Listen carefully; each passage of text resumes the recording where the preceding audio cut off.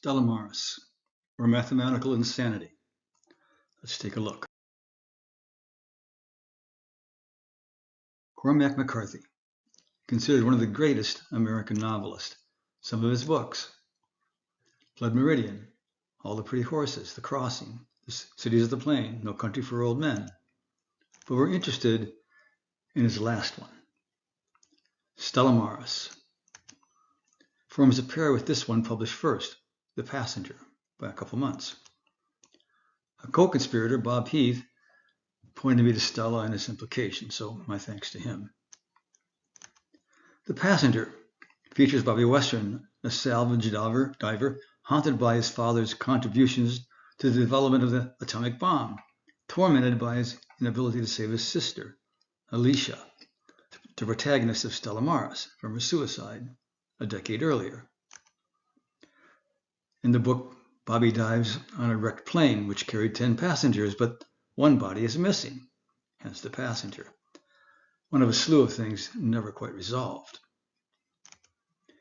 Stella Maris, Alicia, his sister, is a mathematical prodigy. She has checked herself into Stella Maris, kind of pictured there, an asylum in Black River Falls, Wisconsin. Don't go looking for it, you won't find either Black River Falls or Stella Maris. Bobby, now a race car driver, had an accident. Alicia, fled. She could not bring herself, for she is in love with Bobby, her brother, to take him off life support. The book is a long set of conversations between her and the psychiatrist therapist. Just before this, her suicide a decade earlier. Alicia is a mathematical genius. That is fictional. So much so, she was invited on the basis of a paper she sent to him by the great mathematician Alexander Grothendieck, a very real figure, to study with him. Grothendieck, 1928 to 2014, was devoted to saving the foundations of mathematics. Important. Revolutionized algebraic geometry, essential in Andrew Wiles' proof of Fermat's last theorem. He ultimately quits and becomes, per Cormac, a farmer. Well, he ends up spending the last years of his life in a very small village in the Pyrenees, or near the Pyrenees in France. And he went heavy into Buddhism, later into Christian mysticism. One 315-page manuscript describes how, considering the source of dreams, he came to believe a deity exists. Dreams going to be important. The conversations over several days in Stella Maris are filled, say heavily sprinkled, with brief references to mathematical subjects. But why? No one seems to know. We look at Amazon reviews. One says, some of this book is just McCarthy showing off his knowledge of some esoteric subjects, theoretical maths, psychology, violins, etc. But it balances with Bobby's life and thoughts very well. Another, in short, this book seems a handy way for the author to display a somewhat superficial knowledge of advanced mathematics, physics, and philosophy, 3 subjects in which I do not share his passion. Long, interesting conversations between Bobby's, from the passenger, sister, and her psychiatrist. Shed some light on a few things McCarthy wrote in The Passenger. That's it. Another, from one level, Bobby and Alice are of one mind, different hemispheres of the individual human brain. For surely, Cormac McCarthy has read Jan McGilchrist, The Master and His Emissary, The Divided Brain, and the Making of the Western World. This might have some validity, but we're not going to go there. It just dawned on me. This is probably some twisted allusion to the Schrödinger's cat paradox. That would fit in with all the pseudoscience stuff that runs through both books. Not a good evaluation there. Another, McCarthy rattles the cage of the reader by roving across philosophy, theology, brain science, physics, and mathematics. I suppose the Santa Fe Institute is influential in that regard. That one approach is, that is, interacts and integrates the world and beyond through multiple lenses. Stop for a second. SFI was founded in 1984 by several scientists from Los Alamos Labs. McCarthy was with FSI from 2014 to 2023, 9 years, associated with the likes of Marie Jo Mann, etc. So McCarthy must have been seen as quite an intellect. Going on with this comment, as a specialist and a generalist, at the end result is literature. The novel as interdisciplinary and embraces the complexity of existence, even if it appears that matter and energy have been investigated and dissected for decades. Last comment. Like its predecessor, the story is steeped in quantum physics and topology. Like its predecessor, it raises many more questions than it answers.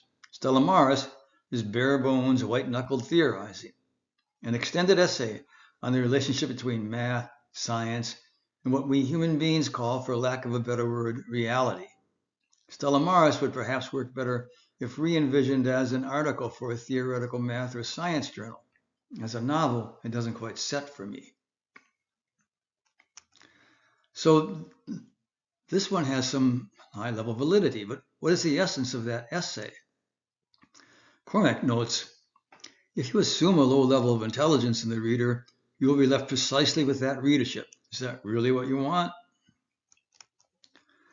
Someone wonders, like Zen and the Art of Motorcycle Maintenance, which we talked in number 33 with its hidden Bergsonism, or Alice in Wonderland, number 74 with gyros and I being the imaginary numbers, the latter being a critique of math obscured. Well, not like either. It is a profound meditation on a profound confusion facing math, physics, and consciousness. In Alicia's first session with Dr. Cohen, the essay or meditation begins. He's asked her if she's in contact with any non-imaginary people. She says, I still write to Grothendieck, but he's left IHES and doesn't write back, which is all right. I don't expect him to. Cohen says, is he a mathematician? So White is going to be Cohen. Yes, or he was. Where does he live? I don't know where he lives. I suppose he's still in France. Where do you send the letters? To IHES. You don't know who he is, do you? No.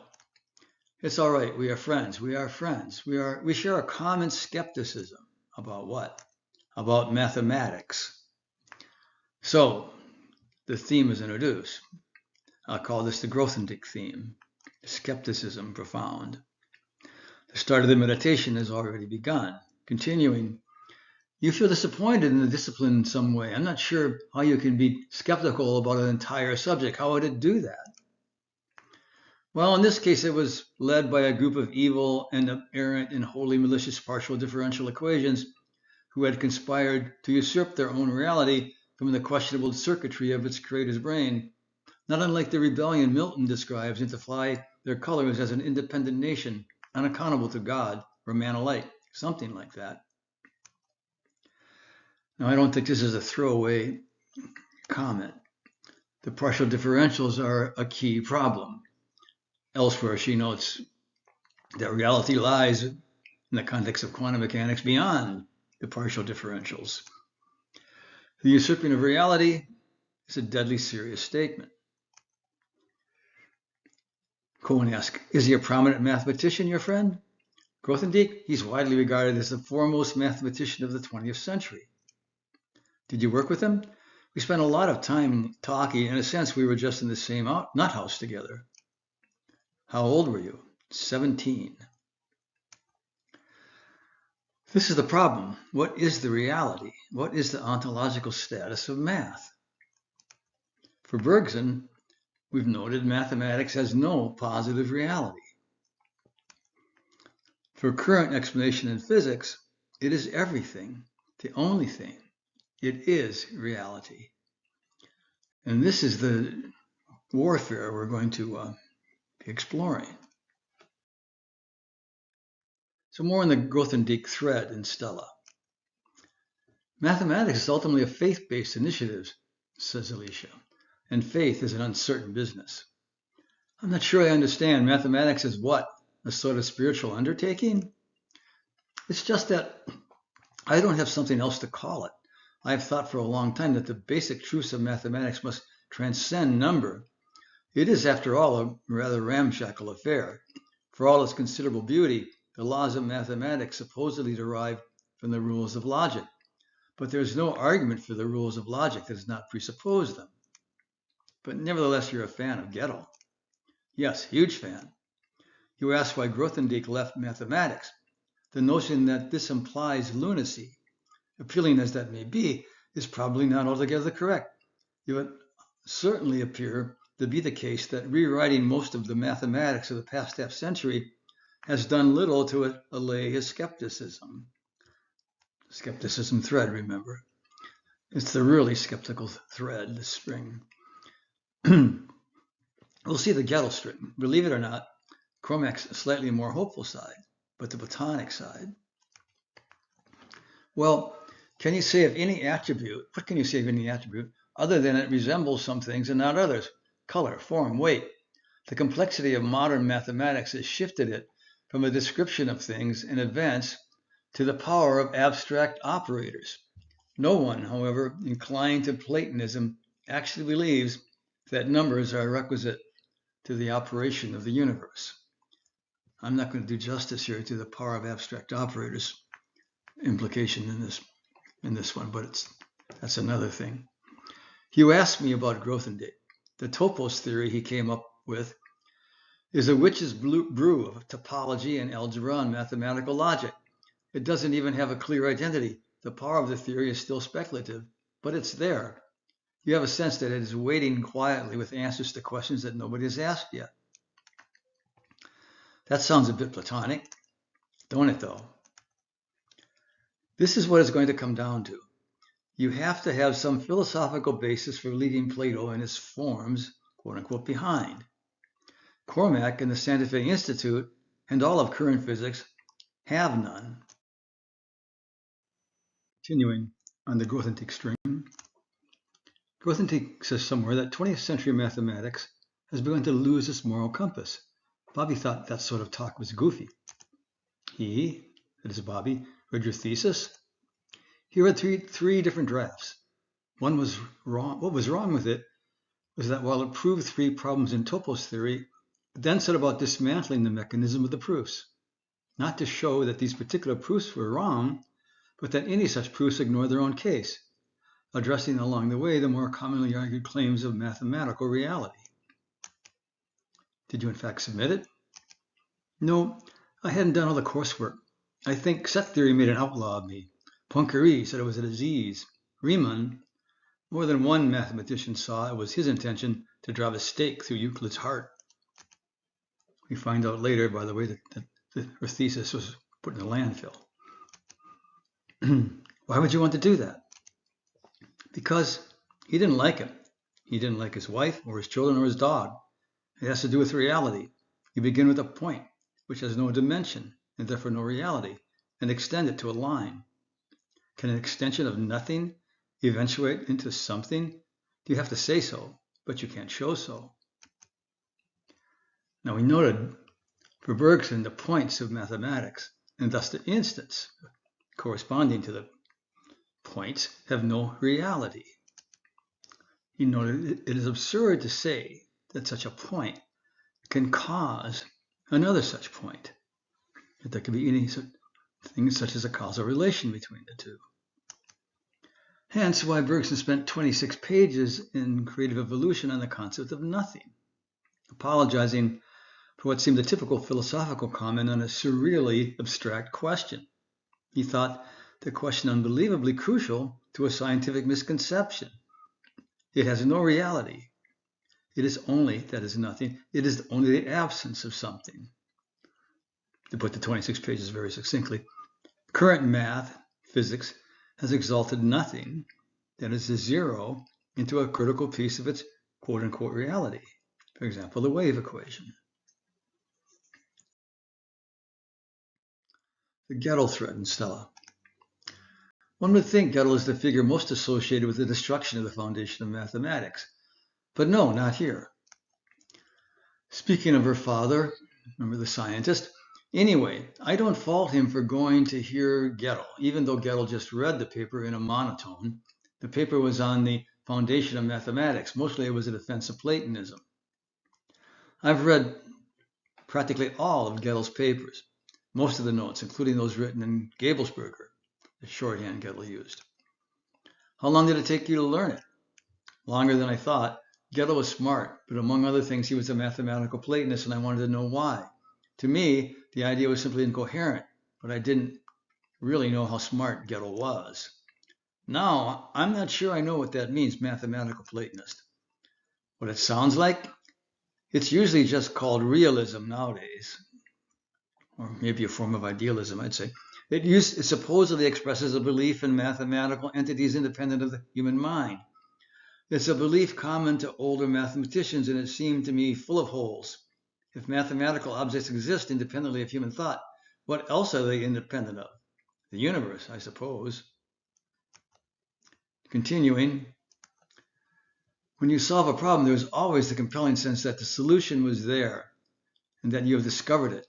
Besides, it has a certain empirical weight to it that other mathematicians will agree with you that the answer is correct, if it is. I know he had a famous theory that mathematics couldn't solve all the questions it posed. Is that a theory you agree with? Of course, it's beyond agreement. In his later years, Godel drifted away from mathematics into philosophy. Then he went crazy. His theory, is it true that it cast doubt over the legitimacy of mathematics? No, that's all nonsense. It may have started with von Neumann, which it's made a remark after listening to a Godel paper for everyone could hear that the quote, "It's all over with," in effect, which she said sounded impressive to try to impress other mathematicians when no one could have actually understood what the paper was all about yet. But anyhow, continuing the Godel thread of thought. Godel's work, I take it, will never suffer the fate of Freud's, the bones of it bleaching on the ground or whatever. She says, my railing against the Platonists are a thing of the past. Assuming that one could, what would be the advantage of ignoring the transcendent nature of mathematical truths? There is nothing else that all men are compelled to agree upon. And when the last light in the last eye fades to black and takes all speculation with it forever, I think it could even be that these truths will glow for just a moment in the final light. Your friend Godel was really a hard-line Platonist.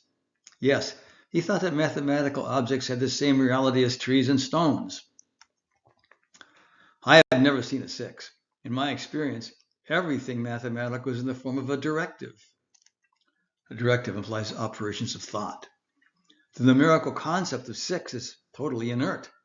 Godel wasn't always a Platonist, but he's not the first scientist to accept an implausible theory simply because it explained the facts. After the 1931 papers, it was clear to him that we are capable of mathematical insights that a universal Turing machine is not. But why Godel could see no problem with the notion of mathematical abstractions as factual entities, I could not tell you. Platonists seem more or less silent about the origin of mathematics and remarkably unconcerned as to what might be the purpose of computation in an uninhabited universe. But the claim that numbers exist somehow in a universe with no intelligence to enable them does not require a different sort of mathematics. It requires a different sort of universe. Is there such a universe? Godel's notions are simply bizarre. The circularity of time works mathematically, but it will never deal with meeting your dead grandfather. His notions of God, I just put his Platonism in the same box. Now, this is the only mention of time in Stella. Something about time is not really reversible. You can't really go back and see your dead grandfather. Time is a great missing piece in reality in Stella. So I just put his Platonism in the same box. So Godel's Platonism seems to be rejected. But it wouldn't stay there, down in that box. Rather slowly it sank in that this is Godel we're talking about. Could he really have goofy notions about mathematics? And just when it looked like Godel and his Platonism is being rejected, nope. And what did you conclude? I'm still concluding. So continuing, which way you're leaning? I've gone back and reread the 1931 papers twice. I dreamt about the second paper. Were there numbers in the dream? No, there were not. The dream consisted entirely of understanding. Your view of things changed? Yes, I begin to have doubts about my heretofore material view of the universe.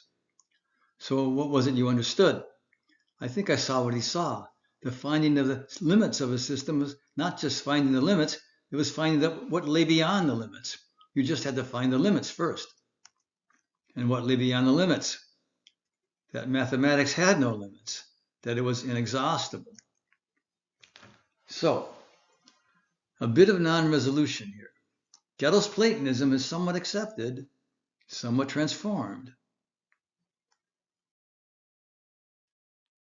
Cormac and Alicia are stuck in the current endpoint of a sweep of development, intellectual development, that they do not understand.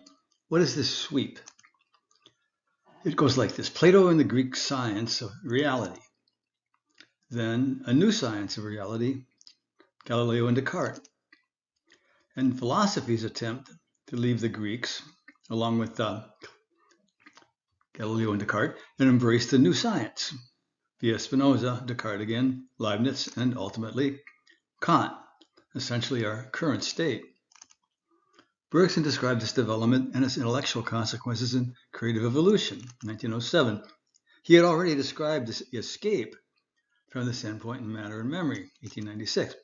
But Bergson is ignored, and no one today understands the sweep, its current endpoint, and its implications. Hence, for all practical purposes, we are stuck at Kant, and still confused about Plato and his forms. Let's review, using a bit of my old number 47, Kant versus the Wasp. Our natural view of becoming is the cinematograph, as Bergson liked to frame it. In the old technology, we're projecting frame after frame after frame of emotion. But he notes the movement slips through the interval, because every attempt to reconstitute change out of states implies the absurd proposition that movement is made of immobilities. In Matter and Memory, he described it as such: imposed over the ever-transforming concrete extensity of the real world, there is what I call the classic metaphysic, what he termed an abstract space. The 3D continuum of points, positions, infinitely divisible. The fourth dimension is instants, corresponding to each point of a motion. As I move that cup along that arrow, point after point after point, each point is an instant. So a four-dimensional space, the fourth being the space of instants. It's an infinite regress. Between each pair of points, to reconstruct the motion, you have to insert another line of points ad infinitum.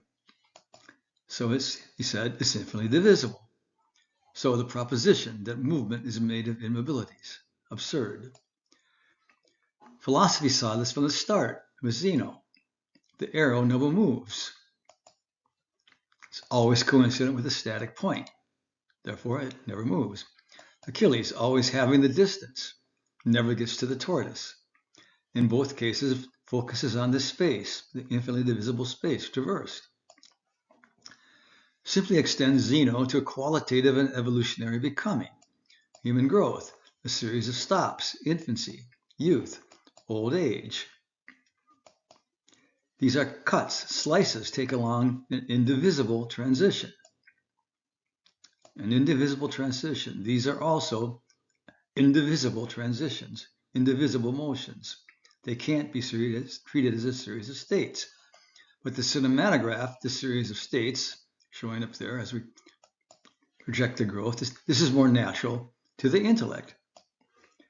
And the Greeks, Bergson said, rather than lay the blame on the attitude of thought we're looking at here and language toward the course of things, they preferred to pronounce the course of things itself to be wrong. An amazing thing to think about. The course of the thing itself to be wrong. Spatial movement, all change, all becoming, an illusion. The Greek idea, eidos, in this context is best translated as view or moment. It is a stable view of instability or change, the form, a moment in evolution. To reduce things to ideas is therefore to resolve becoming into its principal moments, each of these being, moreover, screened from the laws of time, and as it were plucked out of eternity. If we start from the immutable ideas, there is yet becoming.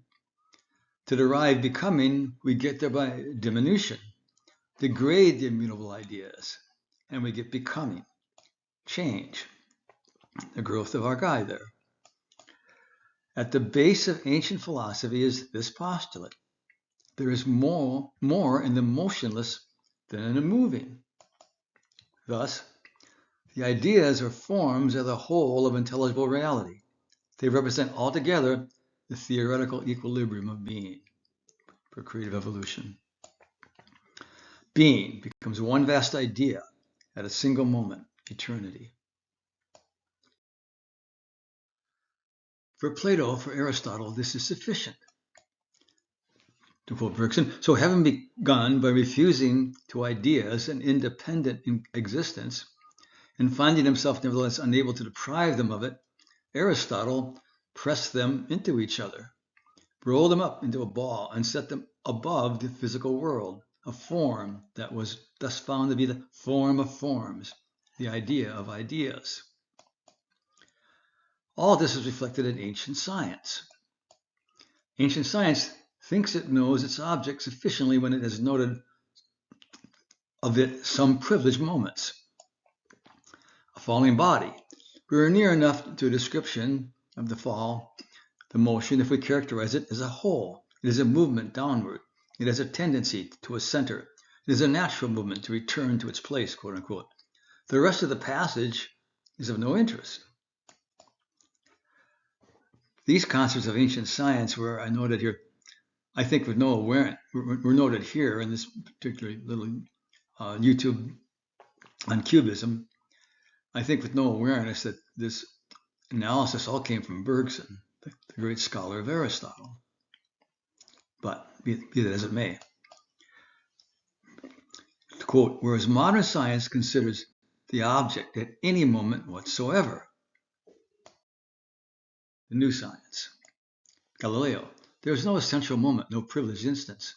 The true science of gravity will be determined at any moment of time the position of a body in space, as our ball rolling down the inclined plane there, instant after instant. And we end with a nice formula that describes the motion. S is proportional to t squared. We may say, then, that our physics differs from that of the ancients in the indefinite breaking up of time. The horse and the Parthenon, a moment, radiating motion. But the new science, the cinematograph of instants, in full force.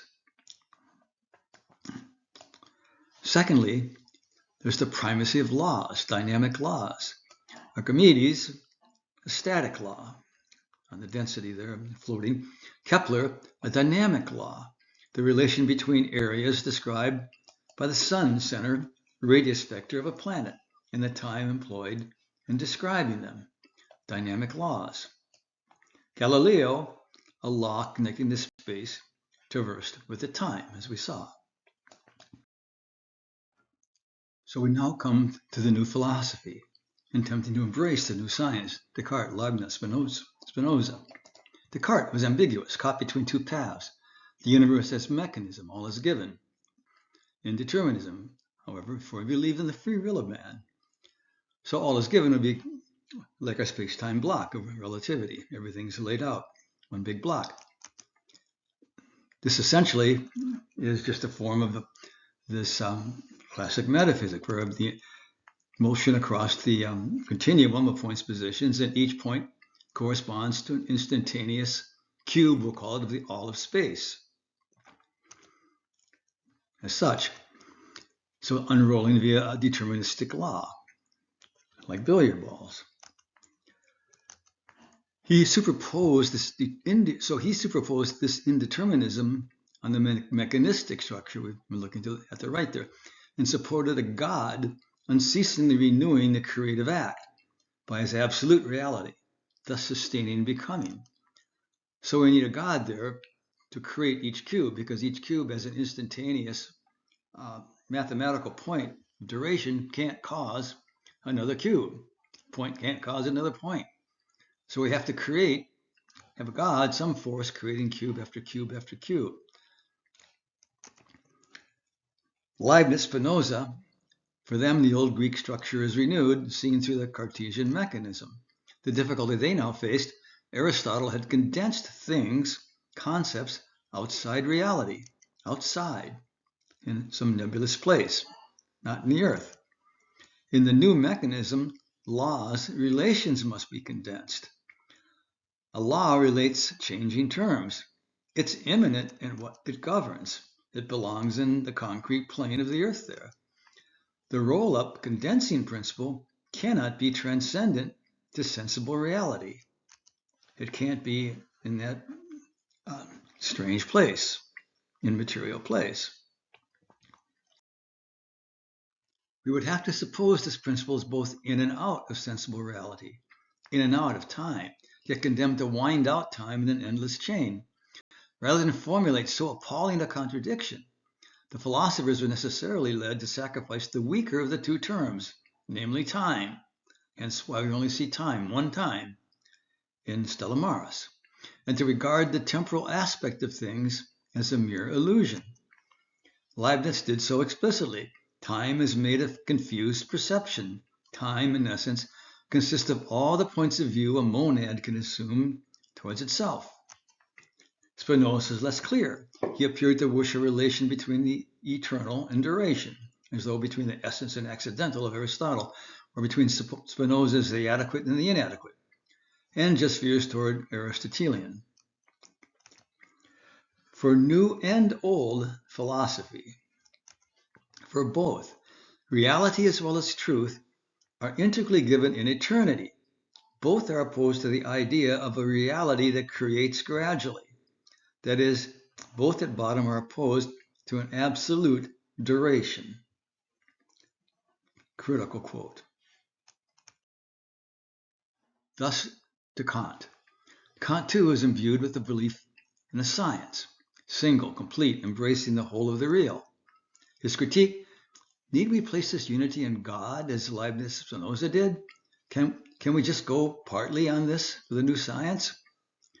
Again, quoting Bergson, for the ancients, science applied to concepts, that is to say, to kinds of things, and compressing all concepts into one, they therefore necessarily arrived at a being, which was rather thought object than thought subject. But modern science turns on laws, that is, on relations. And a relation is a bond between two terms, established by the mind. The universe can only be a system of laws if phenomena have been filtered beforehand through an intellect. The intellect need not be God. The human intellect is enough. This is Kant's solution. Stop there by the slide back to the Greek metaphysics. True, when he speaks of the human intellect, says Bergson, he means neither yours nor mine. The unity of nature comes indeed from the human understanding that unifies, but the unifying function is impersonal. It does not exactly lie within man. Rather, man lies within it, as an atmosphere of intellectuality which his consciousness breathes. It is, if we will, a formal God, something that in Kant is not yet divine, but which tends to become so. To accept the conception of science of Leibniz, Spinoza, but to check the dogmatism, that's one thing. But, says Bergson, the distinction between the matter of knowledge and its form, that's another. Intelligence is preeminently a faculty of establishing relations. And Kant attributed an extra intellectual origin to the terms between which the relations are established. In our Keplerian law there, we've got the terms, the bodies, the orbit, the area, the time, the radius, and the relation between them. So breaking from Leibniz, Spinoza, knowledge is not entirely resolvable in terms of intelligence. And so he was bringing back an essential element of Descartes, abandoned by the Cartesians. Thereby, he prepared the way for a new philosophy, which might have established itself in the extra intellectual matter of knowledge by a higher effort of intuition.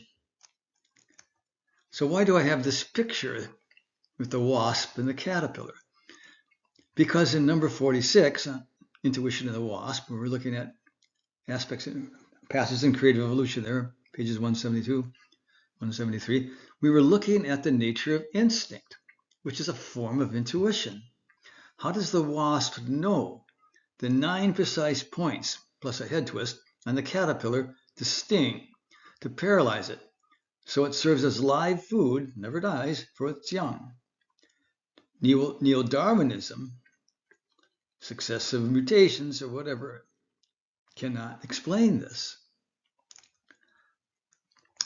We'll come back to that. Coinciding with this matter, adopting the same rhythm and the same movement, might not consciousness, by 2 efforts in the opposite direction, one toward the intellect, one toward the intuition, be able to grasp from within and no longer perceive solely from without the 2 forms of reality, body and mind?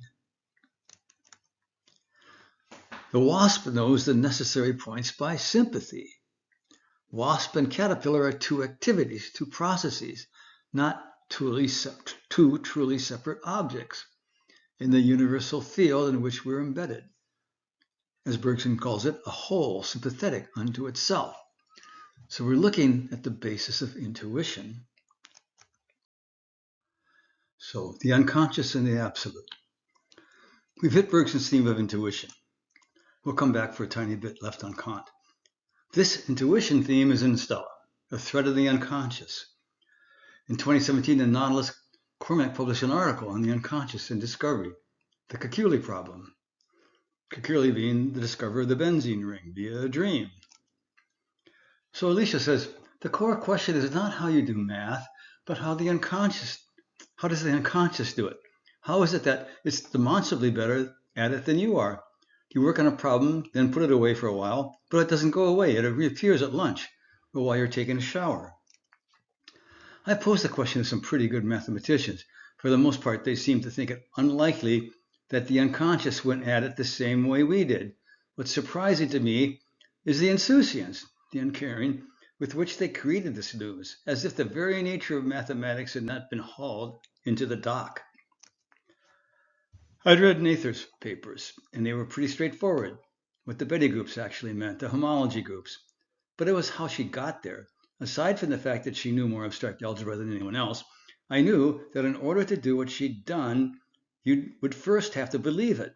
But this seemed different. Intuition is a tough nut to crack. If mathematical work is performed mostly in the unconscious, we still have no solution as to how it goes about it. Who does it? Check its work with. I've had solutions to problems simply handed to me, out of the blue. So suffice it to say, Alicia is acknowledging that there is some aspect of mind, intuition, apparently beyond the intellect, that is operative in the creative discovery of math. But this is not in Kant's framework. And we find this. They had been discussing, Alicia and her therapist, the strange phenomenon of QM, the implications for consciousness and reality. She says, or he says, what do physicists say about all this? Not much. Mostly they roll their eyes. They're not Kantian sorts of guys. The problem with the unknowable absolute is that you could actually say something about it. If you could actually say something about it, it wouldn't be an unknowable absolute anymore. You can get from the noumenal to phenomenal without stirring from your chair. In other words, nothing can be exerted from the absolute without being rendered perceptual. I love physics, but I don't confuse it with absolute reality. It is our reality. Mathematical ideas have considerable shelf life. Do they exist in the absolute? How is that possible? But then myself became another self. When I recohered, I was someplace else, into what used to be called the absolute elsewhere. I don't understand. Me neither. It's just that my view was that you can't fetch something out of the absolute without converting it into the phenomenological, by which it then becomes our property with all our fingerprints all over it, and the absolute is nowhere to be found. Now I'm not so sure. This makes sense only in Bergson's framework.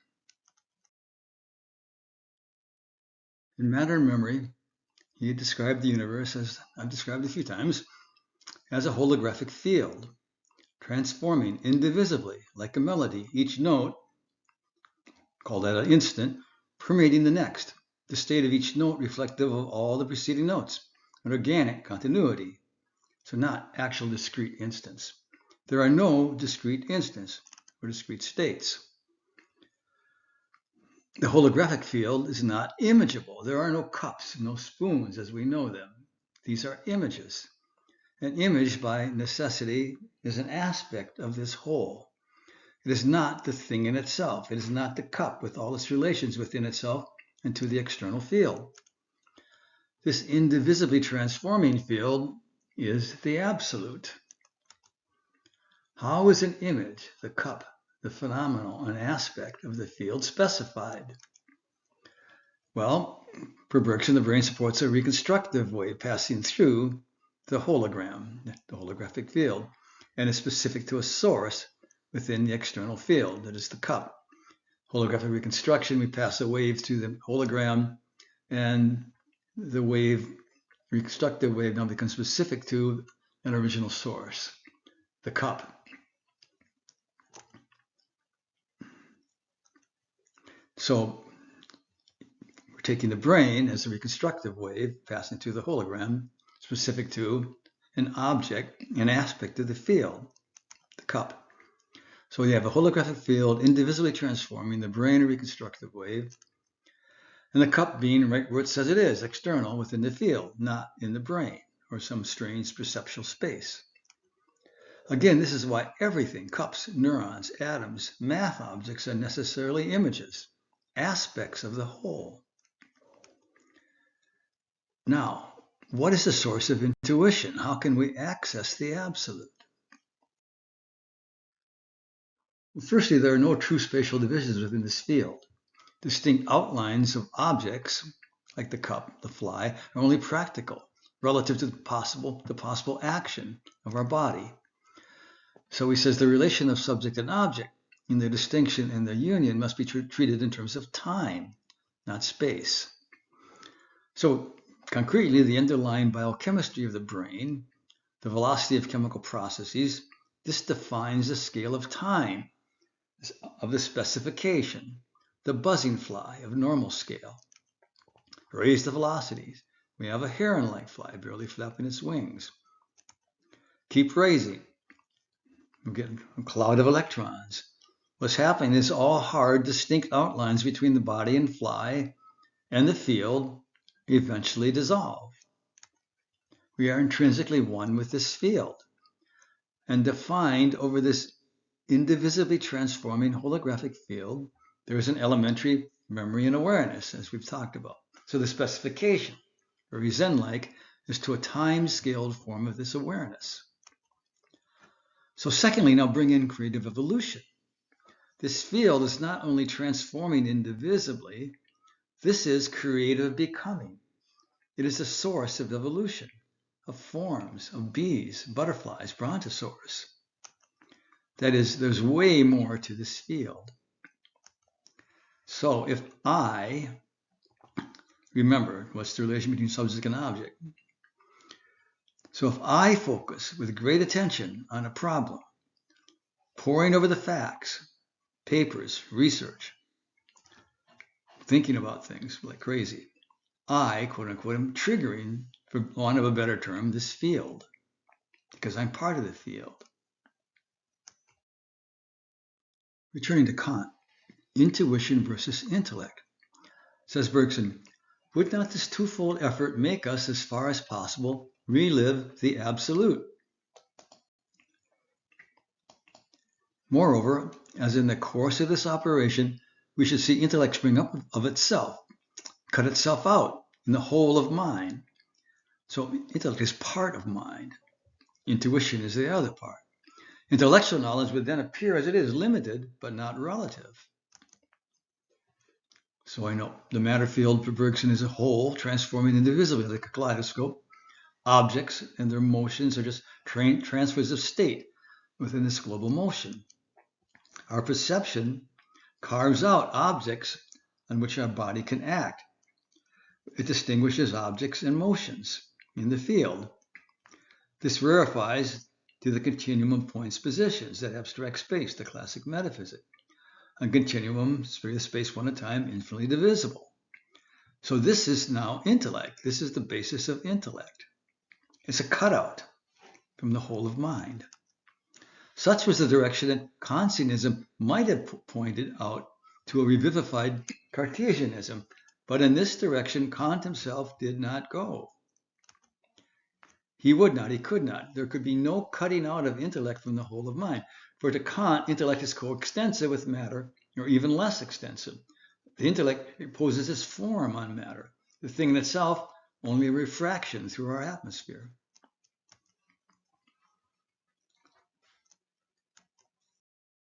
Kant could have nothing to do with this form of supra-intellectual intuition. In order to admit it, says Bergson, to regard duration as the very stuff of reality, and consequently to distinguish between the substantial duration of things, remember duration is indivisibly flowing time, the substantial duration of things and time spread out in space. The time spread out in space, again, the cup's motion, an infinity of static points or spaces, all becoming just in a set of spaces. A 4D space we can traverse at will, quickly or slowly. Duration, the very stuff of reality. We must wait for the sugar to dissolve. Only in abstract space can this be sped up or slowed down, like via a movie projector. The universe transforms at a certain pace. Time is a force, per Bergson. To quote, the duration of the universe, the paced unfolding thereof, must therefore be one with the latitude of creation, which one can find place in it. Profound statement. It's got to be thought about. It would have been necessary to regard space itself, he says, in the geometry which is immanent in space, as an ideal limit in the direction of which material things develop, which they do not actually attain. So he's saying the geometry of mathematics is an ideal limit. It's immanent in space, but only as an ideal limit, which is never fully realized by and in concrete extensity. It's continuum of points positions. It's an ideal limit never reached in the concrete, indivisibly transforming universe. Nothing could be more contrary to the letter, and perhaps also to the spirit of the critique of pure reason. So where is math? Where is math if not in the Platonic world of forms? Where are mathematical laws, or equivalently the mathematical laws of physics? Where in Bergson's framework? Remember, mathematical laws have no positive reality. They are formed in the framework of the abstract space, the 40-point continuum. What is only an ideal limit, a framework that is an ideal limit. Again, a relation is a law, a bond between two terms established by the mind. The universe can only be a system of laws if phenomena have been filtered beforehand through an intellect. So yes, in a sense, these are all aspects, virtual, within the immensely rich, ever indivisibly transforming holographic field, which is also created becoming. Something as a cup, as an image, is virtual. We must use our embeddedness in this field, our integral participation in it, for we are not distinct from it, this being the basis of our intuition, just like the wasp, of what lies within. Yes, this indeed will feel like things are already there and without limit, and filter these discoveries through our other aspect, that other aspect of mind, the cutout, the intellect, such that they become laws. If I'm a Gilchrist here, I'm saying the left brain is doing the intellect work. The right brain is doing the discovery via intuition. Or symphonies. Music. This is another thread in Stella. Why? I suspect because this is an aspect of the melodically, invisibly transforming universal field that is simply not captured by mathematics. Here, coming up, Alicia's just purchased an Amati, a very rare violin, for $230,000. Sitting on her bed, she says, I got out the bow. It was German made. I tightened it. And then I just sat there and started playing Bach's Chaconne. The D minor, if you haven't heard the D minor Chaconne, look it up on YouTube. I like the guitar one with Rafael Smits. Such a raw, haunting piece. He composed it for his wife, who had died while he was away, but I just couldn't finish it. Why not? Because I just started crying. I started crying and I couldn't stop. Emotion, feeling, this is a creature with a melodic, quality-building, indivisible flow of time. It does not fit in the classic metaphysic, that abstract space of a discrete instance. You can't build up a quality in that space. And this. She'd taken any number of rare Cremonas apart with a soldering iron. She worked with some physicists setting up rather elaborate equipment to establish Chladni patterns of the plates. But the vibrations and frequencies were so complex that they resisted any complete analysis. I thought I could do mathematical models of these frequency patterns. Did you? Yes. But was she successful? Nothing more is said. There are many problems with putting music on a strict mathematical basis we can't go into. Non-computational mathematics, another thread. Alicia makes it very clear that what she means by mathematics is beyond computation. To quote her, homological algebra has come to shape a good deal of modern mathematics, but in the end, the world of computation will simply absorb it. Let's consider more briefly what is going on here. I've noted Penrose's example a few times of non-computational thought he felt required consciousness. For example, his visual proof of a computation that does not stop. The halting problem, where we're stacking hexagonal numbers and making them cubes after cubes after cubes. So invariantly, a cubical number. A simpler case from Wertheimer, finding the area of a parallelogram. Using a cardboard parallelogram, a 5-year-old girl he saw took the cardboard figure, turns it into a cylinder, then asks for scissors to make a rectangle. Why is consciousness needed? Because to register the invariance over the globality of the transformation requires consciousness participating in the indivisible flow of time over the span of instants. We have to at least glue 2 instants together. But folding the plane into a cylinder, like our 5-year-old did, is just a simpler version of this. A popular one nowadays, the Hopf fibration, where we start with the Cartesian plane, imagining the points on the x-axis extending as lines as such. And we could do the same thing for the y-axis, the red guy there. And we can take the Cartesian product, A by B, of all possible pairs of points of these fibers. And we can take the Cartesian product of the real line with a circle, get a cylinder, or as such. So on the disk, we've got an infinity of points. We're back to the infinity of points. The lines growing out of the infinity of points, the mathematical points, each infinitely small in circumference. We can start bending it, make a torus. Now twist. And the Hopf vibration is defined as a twisted Cartesian product. And a fiber is a projection of A upon B, that is an element of B in the A by B product.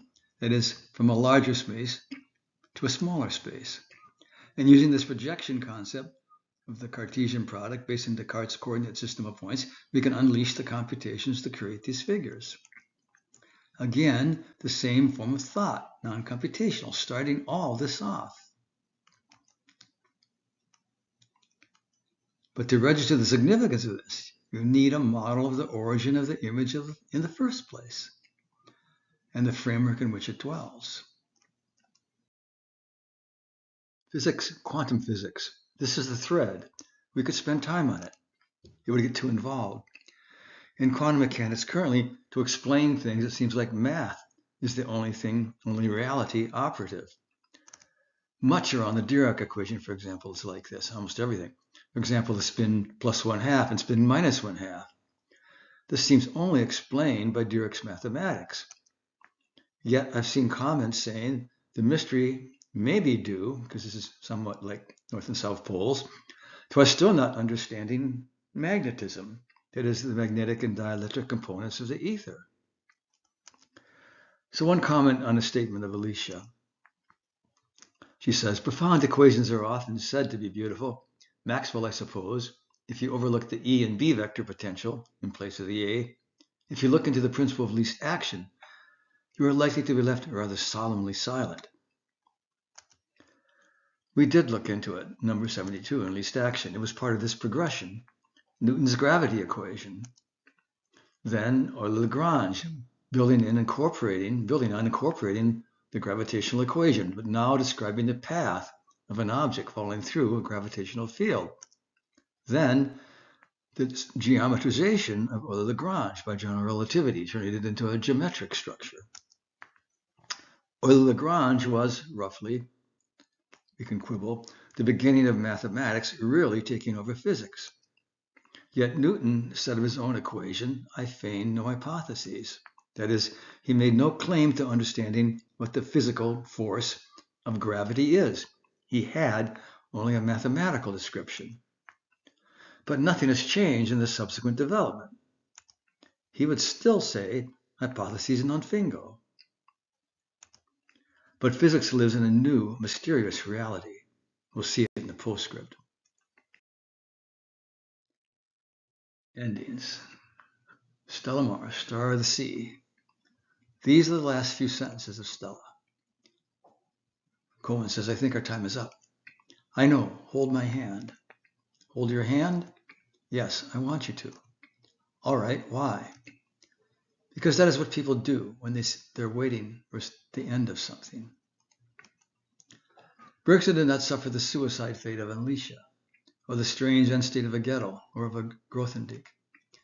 I've noted elsewhere that he gave every evidence of being a truly great mathematical mind, but this was a greatness such that he saw through to the inner core of the worldview of the Greeks, and to the inner core of the new state of things left us by Galileo, Descartes, Spinoza, Leibniz, Kant, and to the reality that lies beyond all of them. So a quick postscript. I saw this video. What is actually waving? The biggest question physicists aren't asking. In this video, the channel guys are arguing that we must go back to the coherent concept that a wave is a propagation of a disturbance in a medium. For light, the medium used to be the ether, before supposedly special relativity destroyed the concept of the ether, and the medium disappeared, and we ended up with photons.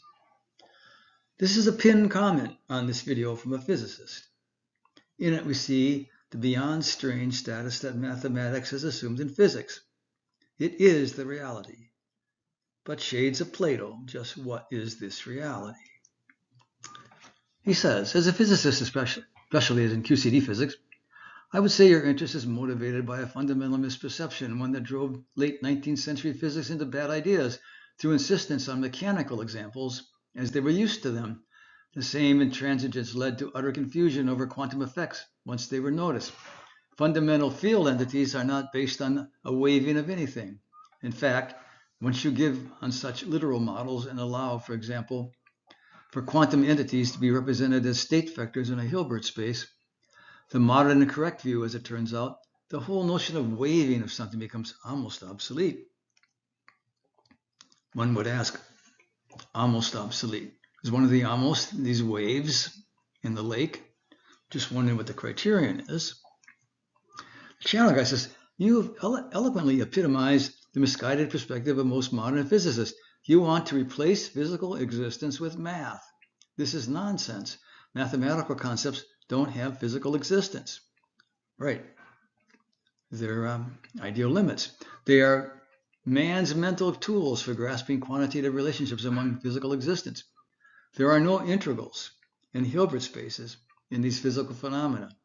The physical phenomena have a particular nature, and we invent these mathematical abstractions to describe that nature.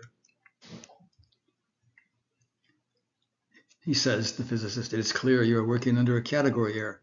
You wish to take an exposition, such as a description of physical entities at one time given as waves, for the object itself. There is no other ontology than the wave function of objects, as I explained, best explained by objects not involving waves in the first place. But psi is an expression within a framework that is an ideal limit. It has no ontology, and in which time is an absurdity. The quote, the time of the classic metaphysic. It is the physicist that is making the category error. Even Hawking grasped something has to breathe fire into the equations that he felt were at the base of the birth of the universe.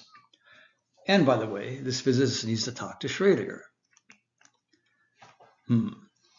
Maybe, just maybe, someone will come along and explain Plato, the Greeks, and the transition that occurred via Galileo and Descartes to the current state of modern science and the current philosophy. Next, we'll see. Take a look at this book. Far more discussion on Bergson, Gibson, AI, AGI. Till then, signing off.